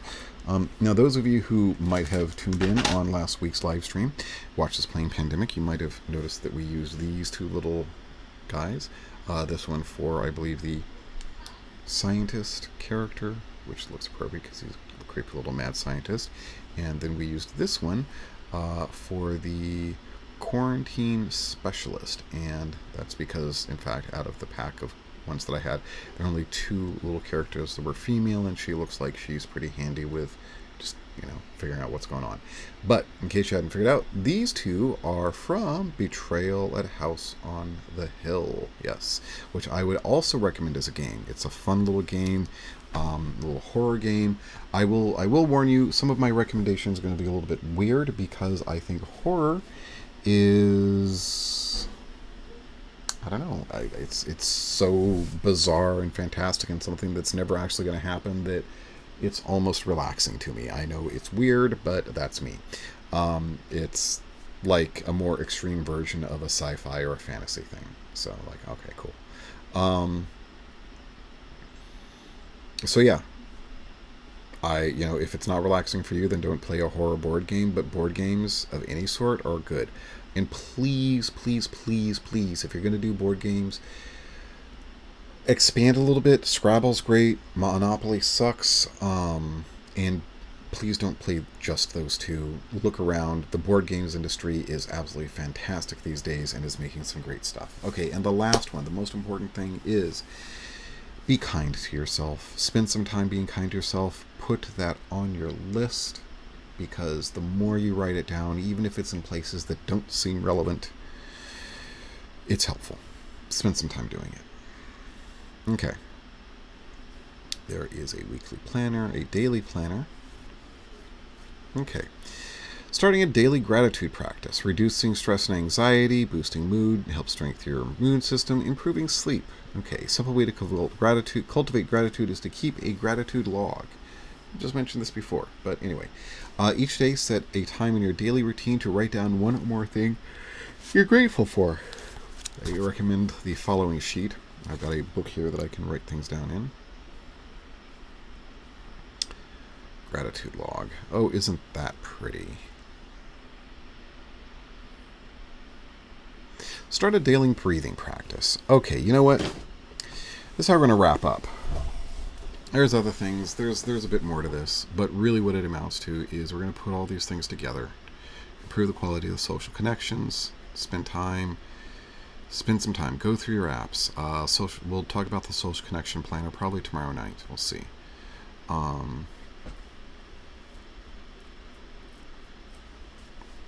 right. Develop a regular exercise routine. And then those are the things that you can put in your stress resilience plan. All right. So my stress resilience plan is don't go looking for trouble, basically. 1 and 2.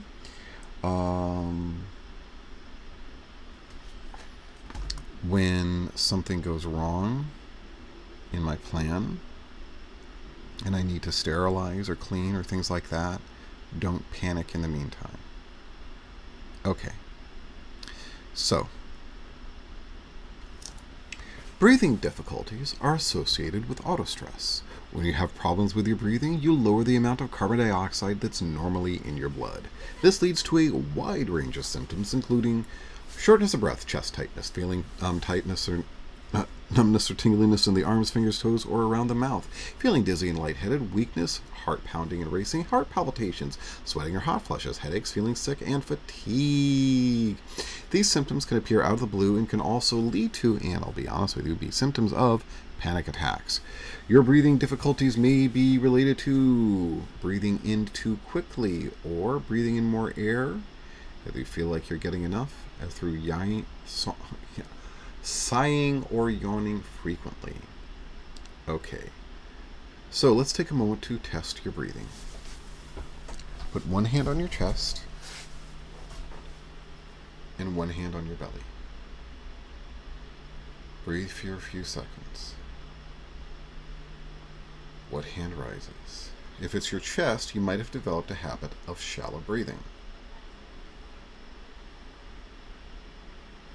I don't know. I think it's both of them. But that's because I'm paying attention to my stomach now. As soon as I put my hand on my stomach, I'm doing more stomach breathing. Okay, so the effects of shallow breathing can be unpleasant. It won't harm you. You can reverse the habit with a daily breathing exercise. The next time you feel anxious, take a moment to notice your breathing. Focus on your breathing. Focus on breathing through your stomach so that your belly rises when you inhale and drops when you exhale. Here's a belly breathing exercise you can practice for 5 to 10 minutes every day. Now, I'm not going to do this for 5 to 10 minutes. Okay? But I'm going to do this for a moment. Okay, so inhale gently, slowly and lightly. Count to 4, expanding your belly as you do so. Hold that breath for a count of 2. And slowly exhale through your mouth for a count of 6.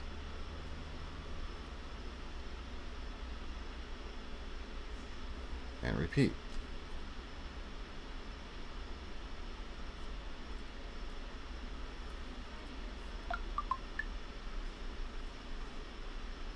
All right. Now, that helps. That actually helps quite a bit. So, I'm going to do that for the space of 10 breaths. Well, no. I'm not going to do that now. We've done that before. But I'm going to suggest that you do that because it is actually, in fact, very helpful. All right. We are going to now go to this one last one here. And we're going to talk about the grounding technique. Because this is one of those things that can help an awful lot as these kinds of situations are going on. So, breathe deeply in through your nose. Out through your mouth. Look around slowly and find 5 things you can see. Candle, light bulb, minifigures, mouse, glue stick. 4 things you can touch.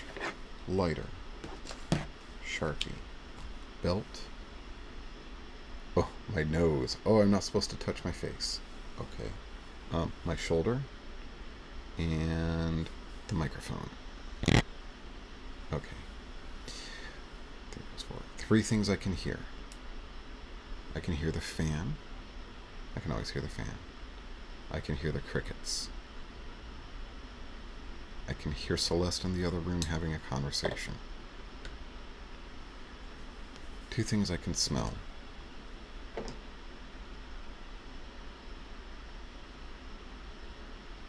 smell the candle. What is this supposed to be? Oh, it's so hard. You know how they make these things. I can smell the candle. I can smell the scented candle. I always like the earthy ones, so that's kind of a mulberry kind of smell to me.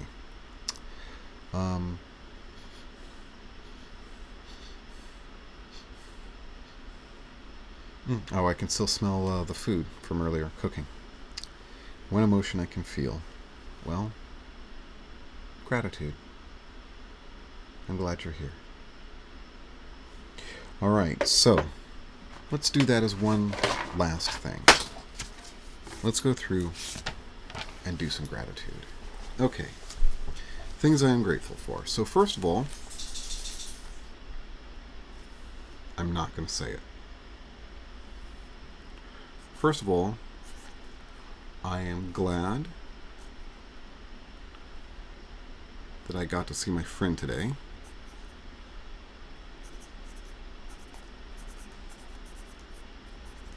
I am glad. Oh, here's the thing. Apparently, every quarter, I guess, Michael's, the craft store, wraps up all the inventory that they haven't been able to sell. They send it back to the warehouse. The warehouse then boxes it up in pretty big boxes and send them back to Michael's, and then they sell them as mystery boxes for $5 a pop. I'm glad I learned that. So, Michael's mystery boxes.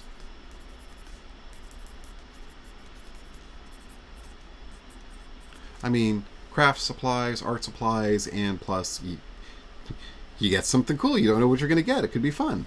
Okay. What else am I grateful for? Oh, and Michael's, by the way, you don't actually have to go inside. They're really good about that. What else? Oh, I'm grateful for my neighbor. This was not necessarily today, but kind of today. Yesterday, my neighbor who often spends months and months away at her other house down further south from here, taking care of things, she came into town. And although I have been incredibly busy and haven't had a chance to talk to her yet, I'm very grateful that she's around. I like her. So those are three things. I'm sure there's other things I can have gratitude about, but it is always helpful to, keep those in mind. All right. So, I guess the most important thing to take away right now, for me, and maybe for you, I don't know, is to try and remember, to try and develop a plan, because life can come at you pretty fast. If you don't stop around and look around every once in a while, you just might miss it. Wait, no, that's Ferris Bueller. But yes, life comes at you pretty fast. And the anxiety can come from nowhere. For me, I go from frustrated to angry sometimes, just, about coronavirus situations, just out of nowhere, that, like, I'm frustrated that guy's not wearing a mask to being angry that guy's not wearing a mask. So try to come up with ways of dealing with that. I still am doing that. I managed to not get angry today so much. I mostly just felt frustration. So I'm doing better with that. So, but for me personally, so that I am not borrowing trouble, so I am not looking for a situation that's going to freak me out. When I am at the store or I'm in any public place, I'm only going to worry about whether or not somebody is wearing a mask when they're in 25 feet of me. Okay? They get within that range, then I'm going to start to worry. I'm going to, see what I can do to move around. Okay? But until then, just not going to worry about it. The other is when I think I might have had a possible exposure or something like that, don't panic. Consider realistically, what are the chances that that was an exposure? Chances are probably very low, right? Just coming into contact with a person doesn't mean it's an exposure, all right? Coming in contact with a person who's not showing any symptoms of coronavirus doesn't mean you're exposed to the coronavirus. It just means you came into contact with somebody. So chances are pretty good you're going to be okay. So remember that as you then go and do the things that you need to do to make yourself feel safe. In my case, that was spray myself down. So have a plan. Remember it. Put it together. Write it down. I'm going to go through the process of writing it down because I think the process of writing it down, and I mean, this is just one of those things, helps cement it in your head. I've never been a believer in homework, but I do believe that this is a case where writing it down and going through the process of putting the words on paper makes them more real and will make it so that these defenses will help you better. All right, so yeah, I know there was nobody really here tonight, but I am glad that we did this. If anybody listens to this later, thanks. Glad you're here. Be well, take care of yourself. We're all going to be okay.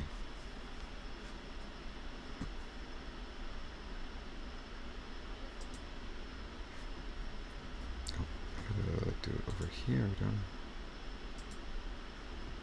right. Take care of yourselves.